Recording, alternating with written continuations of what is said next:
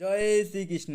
2024 পুরুষোত্তম মাস কবে থেকে শুরু এবং কবে শেষ, এবং এই বছরে যে পুরুষোত্তম মাসে যে দুটি একাদশী আরও বেড়ে গেছে, সেই দুটি একাদশীর নাম আমরা জানবো। একাদশী পালন কীরকম করবেন সম্পূর্ণ ভিডিও জানবো, এবং এই একাদশী কীরকম পালন করতে হয় তা আমরা জানবো। এই পুরুষোত্তম মাস 17 মে থেকে শুরু হয়েছে এবং 15 জুন শেষ হয়ে যাবে। যারা এই পুরুষোত্তম মাস বা অধিক মাস বা কেউ মল মাস বলে থাকি, এই মাসে যারা ব্রত পালন করবেন তাদের তো জানা আছে একাদশী কীরকম পালন করবেন, এবং যারা একাদশী নতুন পালন করবেন তারা কীরকম পালন করবেন এবং কবে এই একাদশী ব্রত পালন করা হবে, এবং এই একাদশীর নাম কী, মাহাত্ম্য আমরা সম্পূর্ণ বিষয়ে জানবো। এই একাদশীর নাম হচ্ছে পদ্মিনী একাদশী। এই মাসে দুটো একাদশী থাকে, পদ্মিনী একাদশী ও পরমা একাদশী। এই দুটি একাদশী পালন করতেই হয় পুরুষোত্তম মাসে। যদি অন্য অন্য একাদশী আপনারা পালন না করেন, তাহলে এই দুটো একাদশী আপনারা পালন করেন। ভগবানের সবচেয়ে প্রিয় এই মাস, ওই জন্য ভগবানের নামে এই মাসটা হয়েছে পুরুষোত্তম মাস। কেউ অধিক মাস বলে বা কেউ মল মাসও বলে থাকেন। এটা একাদশী কবে পালন করা হবে এবং পারায়ণ কবে? একাদশী ব্রত উপবাস করা হবে 12ই জ্যৈষ্ঠ বুধবার, ইংরেজি হচ্ছে 27শে মে, और 28 মে পারায়ণ হবে। ইংরেজি বাংলা হচ্ছে 13ই জ্যৈষ্ঠ।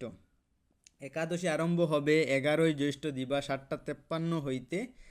একাদশী শেষ হবে 12ই জ্যৈষ্ঠ দিবা 8টা 2 পর্যন্ত। তাহলে এটা একাদশীটা একাদশী উপবাস হচ্ছে 12ই জ্যৈষ্ঠ বুধবার, ইংরেজি 27 মে।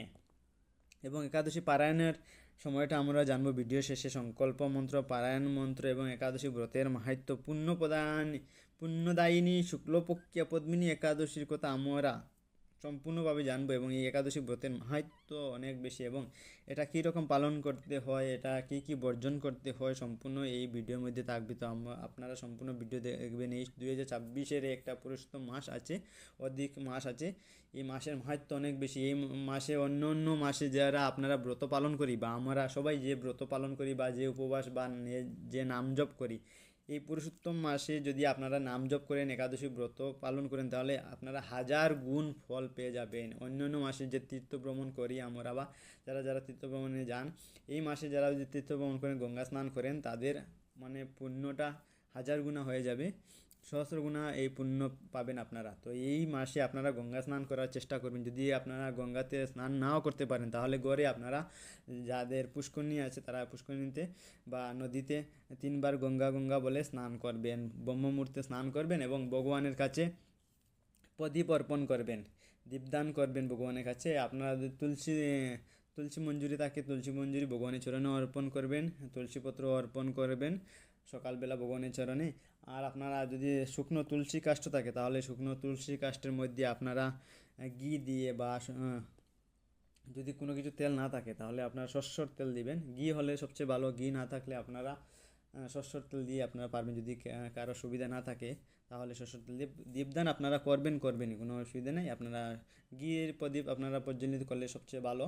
ভগবানের চরণে অর্পণ করবেন, দীপদান করবেন, আপনারা তুলসী মহারানী প্রদক্ষিণা করবেন, তুলসী মহারানীকে জলদান করবেন। এবং একাদশীর দিনে, পদ্মিনী একাদশীর দিনেও আপনারা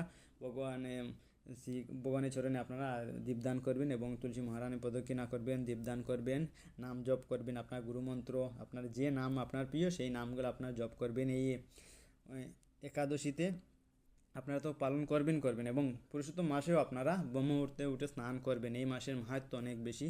তো এই মাসে যা কিছু করবেন আপনারা পুণ্য আপনারা 1000 গুণ হয়ে যাবে আপনারা পুণ্য। এবং অন্তিমে এই যদি পুরুষোত্তম মাসে ব্রত পালন করেন, অন্তিমে আপনারা আর জন্ম মৃত্যুর চক্করে আর আসতে হবে না। আপনারা অন্তিম সময়ে শ্রী নারায়ণের সান্নিধ্য প্রাপ্ত করতে পারবেন। তো আমরা এখন এই একাদশী মাহাত্ম্য আমরা শ্রবণ করবো এবং একাদশী কীরকম পালন করবেন তা সম্পূর্ণ আমরা এই ভিডিওর মাধ্যমে জানবো। আপনারা সব সম্পূর্ণ ভিডিওটা শেষ পর্যন্ত দেখবেন।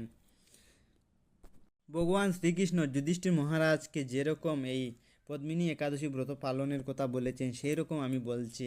ভগবান শ্রীকৃষ্ণ বলেছেন যুধিষ্ঠির মহারাজকে, দশমীর দিন থেকে ব্রতে শুরু হয়। কাঁসার পাত্রে ভোজন, মসুর চুলা, শাক এবং অপরের অন্ন ও আমিষ দশমীর দিন বর্জন করতে হয়। পরের দিন প্রাতঃ কৃত্য পর সুগন্ধি ধূপ দ্বীপ চন্দনাদি দিয়ে ভগবানের পূজা করতে হয়। রাত্রি জাগরণ এবং ভগবানের নাম কীর্তন করতে হয়। এটা হলে ভগবান শ্রীকৃষ্ণ স্বয়ং বলেছেন যুধিষ্ঠির মহারাজকে। আপনারা দশমীর দিন থেকেই আপনারা নিরামিষ গ্রহণ করবেন। আপনারা কাঁসার পাত্রে ভোজন, মসুর চুলা, শাক এবং অপরের অন্ন ও আমিষ দশমীর দিন থেকে আপনারা বর্জন করবেন আপনারা।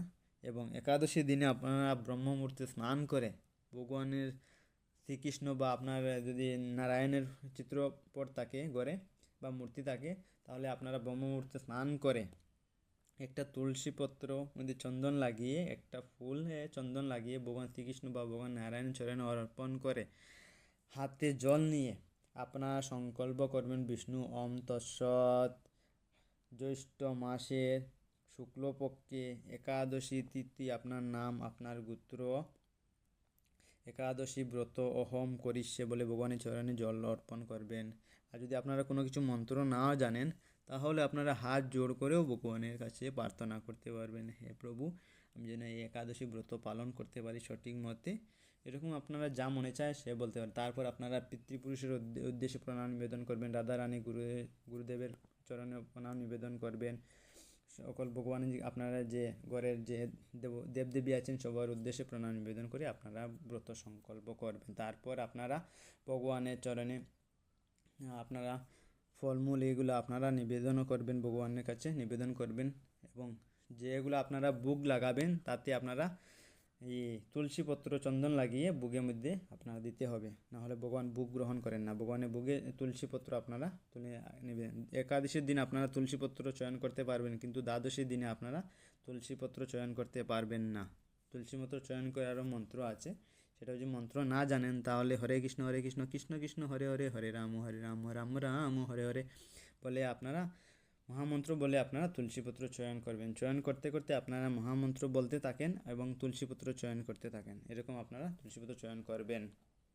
তারপর আপনারা যদি বাজার থেকে যদি ফুল কিনে নিয়ে আসেন, তাহলে ফুলটা আপনারা ধৌত করবেন না, এটা দিয়ে আপনারা গঙ্গা জল ছিটিয়ে তারপর এটা চন্দন লাগিয়ে ভগবানের চরণে অর্পণ করবেন। যদি নিজের বাড়িতে থাকে ফুল, তাহলে তো চন্দন লাগিয়ে ভগবানের চরণে অর্পণ করবেন। এবং এখন আমরা একাদশী ব্রতের মাহাত্ম্য শ্রবণ করব। পদ্মিনী একাদশী ব্রত মাহাত্ম্য। স্মার্তগণ পুরুষোত্তম মাস বা অধিক মাসকে মল মাস বলে এই মাসে সমস্ত শুভ কার্য পরিত্যাগ করে থাকেন, কিন্তু ভগবান শ্রীকৃষ্ণ এই মাসকে পারমার্থিক মঙ্গলের জন্য অন্য সকল মাস থেকে সর্বশ্রেষ্ঠ বলে নির্ণয় করেছেন। তিনি নিজের নামানুসারে এই মাসের নাম পুরুষোত্তম মাস রেখেছেন। যুধিষ্ঠির বললেন, হে জনার্দন, আমি বহু ধর্ম ও ব্রতের কথা শুনেছি, এখন পুরুষোত্তম মাসে সর্বপাপ বিনাশিনী ও পুণ্যদায়িনী শুক্লপক্ষিয়া পদ্মিনী একাদশীর কথা আমার কাছে বর্ণনা করুন, যা শ্রবণ করলে পরমপদ প্রাপ্ত হওয়া যায়। ভগবান শ্রীকৃষ্ণ বললেন, দশমীর দিন থেকে ব্রতের শুরু হয়। কাঁসার পাত্রে ভোজন, মসুর চুলা, শাক এবং অপরের অন্ন ও আমিষ দশমীর দিন বর্জন করতে হয়। পরের দিন প্রাতকৃত্যের পর সুগন্ধি ধূপ দীপ চন্দনাদি দিয়ে ভগবানের পূজা করতে হয়। রাত্রিতে জাগ্রত থেকে ভগবানের নাম গুণ কীর্তন করতে হয়। একটি ইতিহাস আপনার মনোরঞ্জনের জন্য বলছি। দেবর্ষি নারদকে এই ইতিহাস বর্ণনা করেছিলেন। এখন এই ব্রতের পূর্বে পুলস্ত্য মুনি এক সময় রাজা কার্তবীর্য লঙ্কাপতি রাবণকে পরাজিত করে তার কারাগারে বন্দী করে রাখে। পুলস্ত্য মুনি রাজার কাছে রাবণের মুক্তি প্রার্থনা করেন। মুনির আজ্ঞায় রাজা রাবণকে মুক্ত করে দেন। এই আশ্চর্যজনক কথা শুনে নারদ পুলস্ত্য মুনিকে জিজ্ঞাসা করেন, হে মুনিবর, ইন্দ্রসহ সকল দেবতা যেখানে রাবণের কাছে পরাজিত হয়েছিল, সেখানে কিভাবে কার্তবীর্য রাবণকে পরাজিত করল? কৃপা করে তা বলুন। পুলস্ত্য মুনি তখন নারদের কাছে কার্তবীর্যের জন্মের রহস্য বর্ণনা করেন। ত্রেতা যুগে হৈহয় বংশে কৃতবীর্য নামে এক রাজা ছিলেন। মহিষ্মতিপুরে তার রাজধানী ছিল। রাজার 1000 পত্নী ছিল, কিন্তু রাজ্যভার গ্রহণের মতো কোনো পুত্রলাভ রাজার ভাগ্যে হয়নি। দেবতাদের আরাধনাতেও সুফল মেলেনি তার। অবশেষে সাধুদের আজ্ঞানুসারে বিভিন্ন ব্রত পালন করলেন, তথাপি রাজা ছিলেন অপুত্রক। মন্ত্রীর উপর রাজ্যভার অর্পণ করে তপস্যায় যাবেন বলে স্থির করলেন। রাজা কৃতবীর্য রানী মহারাজ হরিশ্চন্দ্রের কন্যা পদ্মিনী ছিলেন অত্যন্ত পতিব্রতা। স্বামীর সঙ্গে তিনিও তপস্যার জন্য মন্দার পর্বতে গমন করলেন। সেখানে তারা 10,000 বছর ধরে কঠোর তপস্যা করলেন, কিন্তু তবুও কৃতবীর্য পুত্র সুখে বঞ্চিতই রইলেন। রানী পদ্মিনী মহাসাধ্বী অনুসূয়াকে জিজ্ঞাসা করলেন, হে সাধ্বী, পুত্র লাভের জন্য আমার স্বামী 10,000 বছর তপস্যা করেও বিফল হয়েছে। এখন যে ব্রত পালনে ভগবান প্রসন্ন হন এবং অতি শ্রেষ্ঠ পুত্র লাভ হয় এমন কোনো উপায় বিধান করুন। পদ্মিনীর প্রার্থনায় অনুসূয়া প্রসন্ন হয়ে বললেন, 32 মাস অন্তরে এক অধিক মাস বা পুরুষোত্তম মাস আসে। এই মাসে পদ্মিনী ও পরমা দুই একাদশী। এই ব্রত পালন করলে পুত্রদাতা ভগবান শীঘ্রই প্রসন্ন হবেন। অনুসূয়ার নির্দেশে পদ্মিনী পরম শ্রদ্ধায় এই একাদশী ব্রত পালন করলেন। সেই ব্রতে সন্তুষ্ট হয়ে স্বয়ং ভগবান গরুর বাহনে আরোহণ করে পদ্মিনীর সম্মুখে উপস্থিত হলেন। ভগবান বললেন, হে বদ্রে, আমি প্রসন্ন হয়েছি। পুরুষোত্তম মাসের সমান কোনো মাস আমার প্রিয় নয়। এই মাসের একাদশী আমার পরম প্রিয়। তুমি সেই ব্রত যথাযথ পালন করেছ, তাই আমি তোমার ইচ্ছানুরূপ বর প্রদান করব। ভগবানের স্তব করে রানী বললেন, হে ভগবান, আমার স্বামীকে আপনি বরদান করুন। ভগবান তখন রাজার কাছে এসে বললেন, হে রাজেন্দ্র, আপনার অভিলাষিত বর প্রার্থনা করুন। মহানন্দে রাজা বললেন, হে জগৎপতি মধুসূদন, দেবতা, মানুষ, নাগ, দৈত্য, রাক্ষস আদি কেউ তাকে পরাজিত করতে পারবে না এমন পুত্র আমি প্রার্থনা করি। রাজার প্রার্থনা অনুসারে বরদান করে ভগবান অন্তর্হিত হলেন। রাজা পত্নীসহ নগরে ফিরে এলেন। যথাসময়ে রানী পদ্মিনীর গর্ভে মহাবলশালী এক পুত্রের জন্ম হয়। মহারাজ কৃতবীর্য পুত্রের নাম রাখেন কার্তবীর্য। ত্রিলোকে তার সমান কোনো বীর ছিল না, তাই দশানন রাবণ যুদ্ধে তার কাছে পরাজিত হয়। শ্রীকৃষ্ণ বললেন, হে মহারাজ, এই ব্রত যিনি পালন করবেন তিনি ভগবান শ্রীহরির শ্রীপাদপদ্মে অহৈতুকী ভক্তি লাভ করবেন।